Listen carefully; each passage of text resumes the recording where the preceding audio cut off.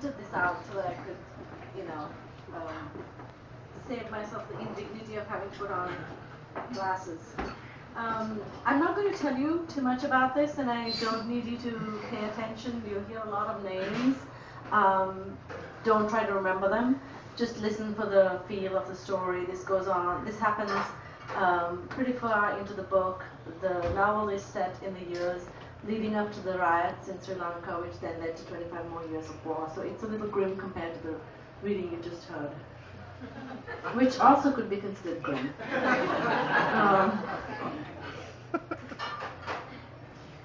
Imagine a place isolated by design, nobody there to cry out to for help.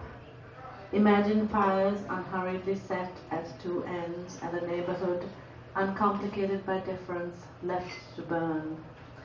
Imagine a ghost town constructed entirely of ash. Imagine houses still standing, but not one among them that displays sign of human struggle or salvage. Houses where walls are entirely grey, full of form yet without substance.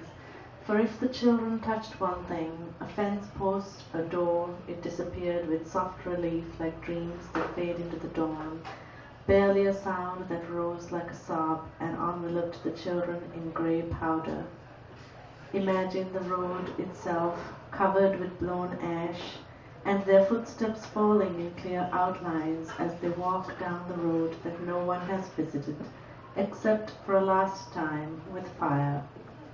Nothing here has been taken, everything remains as it was, the tables upright, the chairs too, the windows opened, lunch boxes packed, handbags on bureaus, suitcases under beds, all of it either burned through as far as the fire could go, until there was nothing left to feed it, or covered in ash.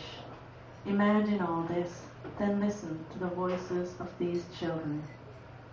Where did the people go, Devi asked for them all. The people must have gone before they came, Nihil said, and they all knew who that they were. Were the people saved, Devi pressed on. How would we know, Suren asked. The people were saved, Rashmi said, deciding for them all on a version of a tale that they could live with. They left and they took nothing, so they must be safe.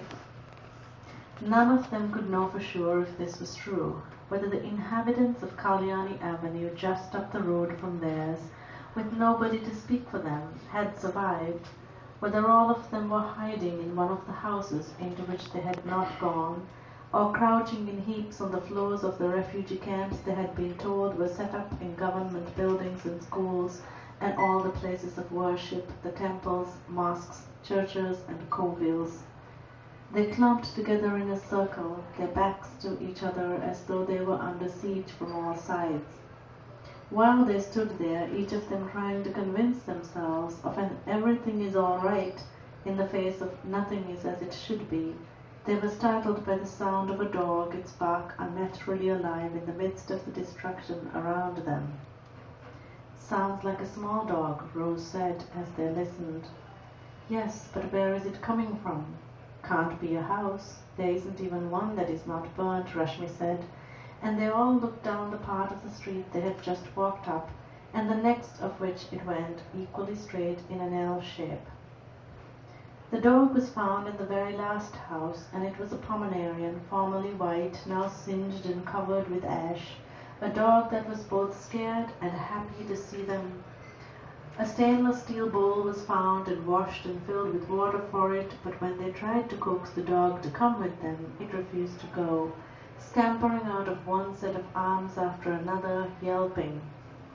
So to the routine of cleaning houses and cooking, it seemed the same food over and over again was added, a visit to Kalyani Avenue in between curfews, a visit they undertook as a group that on 2 occasions even included Jith, to feed the Pomeranian who wailed for them and welcomed them and partook of their offerings, but would not leave the house, not even to relieve itself, until one day when they arrived, they found him lying on his side, dead.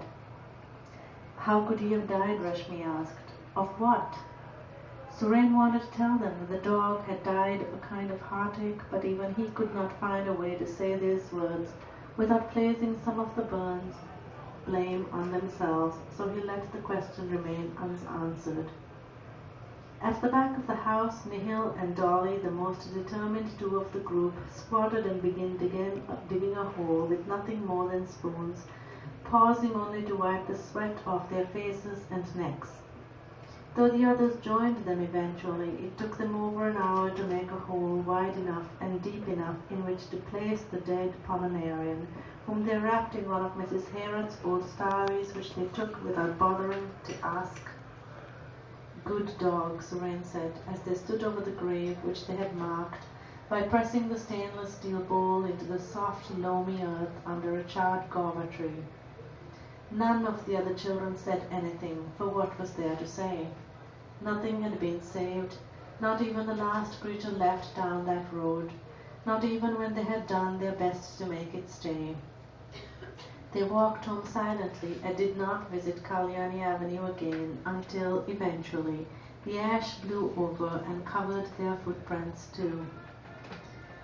Because there was no more to do, nothing more to be cleaned or kept, nothing more that could be said or done, and because all that remained was an overwhelming sense of inadequacy, and because of all of them it was Devi who understood the least, she finally went to see Raju. She did not ask for permission to go, for she knew, having asked before, that she would be denied for reasons nobody would share with her. Raju had not been seen for several days because Jimmy Bowling would not permit him to come out of the house. Jimmy Bowling believed that if he did let Raju leave, Raju would walk down to his own house and see what had been done to it, and he would tell his mother, old Mrs. Joseph, and Jimmy Bowling could not have that. Not until he could fix up the place a little. That was what he thought. He had not bargained for Devi. "I need to talk to Uncle Raju," she said, her hair still dripping wet after a bath, the back of her dress damp from it. "I want to see how he is doing." "He's fine," Jimmy Bowling said. "We are looking after him well." "I want to see him," she persisted. "Daddy, she can come and see," Rose said. "Nothing wrong with coming and talking," Dolly added. All these days they wouldn't let her come. Devi felt a surge of affection for Dolly, who had suffered the loss of Jith, who was no longer permitted to speak to her after Mrs. Silver had discovered that he had joined them to visit Kalyani Avenue. Nobody spoke of or to the other Silvers, who remained indoors except for when Mohan, never Jith, was sent to buy bread or rice, and when he did, he avoided eye contact. "I can give a message to Jith," Devi offered when Jimmy Bowling finally let her in. Dolly only smiled and said, "No, it's okay, better like this. Daddy doesn't like." And Devi might have spent some time talking to Dolly about Jith and her father and all the things that had changed, but there was her friend running out from Jimmy Bowling's bedroom, a wide grin on his face. "Devi, I thought nobody would come to see Uncle Raju, to see how Uncle Raju is doing. Everybody, every day, even Rose and Dolly, kept going out with you Herat's children. I thought everybody had forgotten us." And he would have enfolded her in an embrace but for the fact that he was not given to doing that sort of thing, his sense of propriety too well hewn now. So Raju contented himself with flapping his monkey-long arms and pacing and being now cheerful, now sad, as he asked for news from the outside. "What is happening outside, Devi? Uncle Jimmy won't let me go out. He won't tell me, the girls won't tell me, nobody will talk. Bin Ahmed's also want to know. We have been sitting here for so many days now, listening, smelled smoke even, but nobody will talk." And Devi, because she was a child, told him. And because Raju was himself a child, he ran sobbing to his mother and told her, cursing her cousin for having lied to them, for having answered repeatedly, only the Niles' house was burned, when he had asked if their house had been safe from the fires he knew had been set down that lane, he knew it. "I have to go home," old Mrs. Joseph screamed, tugging at her housecoat. "Let me go, I have to go to my home." "Stay here and I will take Raju," Jimmy Bowling said, pleading with his sister and trying to force her to sit back down on the chair in which she had spent most of the past days, hardly eating, sipping cup after cup of plain tea without milk and without even sugar, as though in penitence for some crime she had committed, some atonement she was making to unnamed gods. "You can't keep me here," she said, pushing back against him with remarkable strength. "I have to go home. Raju, son, come, take me home." And Raju, who always obeyed his mother, dead, against his cousin's wishes, against his cousin's strength. When old Mrs. Joseph stepped out from behind the aluminium doors of her brother's house, what did she expect to see? Only what she had always seen. Children playing, hedges growing, the floral litter created by the salmo trees, Lucas shuffling up or down the street, Kala Niles or Mrs. Herath hurrying to one teaching engagement or the other, Mr. Herath being driven to work, Mohan and Sana lurking each in his own corner of the lane.